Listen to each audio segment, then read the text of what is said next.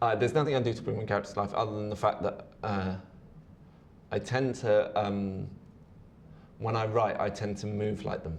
So I can look a bit like I was working with a script editor the other day, and we were last minute on a script. It was all going crazy, and and I was sitting there typing away, and then I started doing these weird sort of arm movements. Most of the time, I don't even know what they look like, but I do know how they move, and I know how they talk. The beginning, I've got a big thing for the first 10 pages. So if I can work out, and the first 10 pages will take forever, and I'll constantly be rewriting them.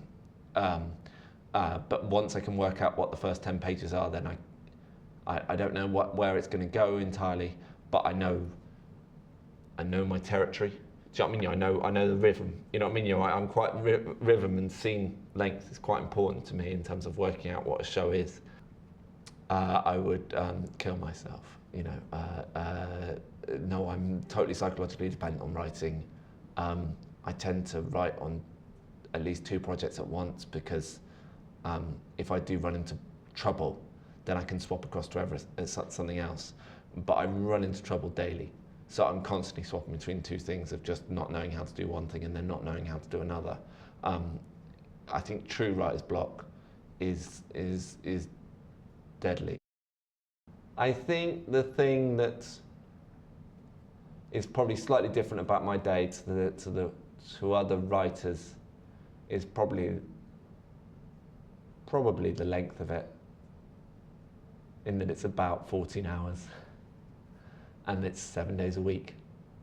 So I think I probably spend longer in front of the computer than most writers, from the sense that I get of their habits. I like sitting in front of a computer, and I don't walk around with a notebook and think of ideas. I'm not D'Artagnan or whatever. What's the name of the dog in? The name. The dog in Dogtanian or the Three Musketeers is always writing down poetry. But that, I'm not like that dog. I'm, I sit and I type. There's things that I know now that I wish I'd known 6 months ago. I've just had a TV show made, and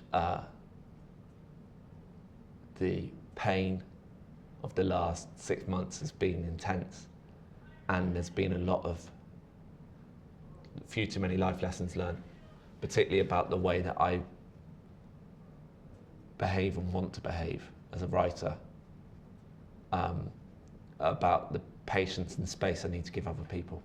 So yeah, I'm learning lessons all the time, but the last 6 months I've probably learned more lessons than I've learned in my entire life. It would be EastEnders, specifically EastEnders at the end of the 80s. So at the beginning of the 80s, end of the 80s, beginning of the 90s. I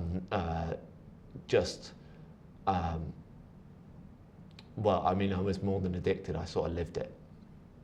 And sitting on the sofa with my mum when I was a teenager, watching that show, it just made such a profound impact on me, it's untrue.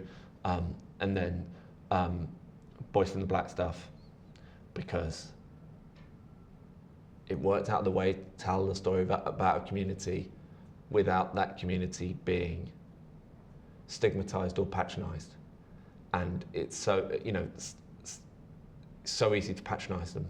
Do you know what I mean? It's so easy to, my favorite scene in Boys from the Black Stuff is Chrissy finds a fiver down the back of his sofa, and rather than spending it on his starving kids, he goes out and gets a 4-pack and a bag of chips. And it's just so true and human. And Chrissy's this character you love, and you just kind of, I think it's profoundly brilliant.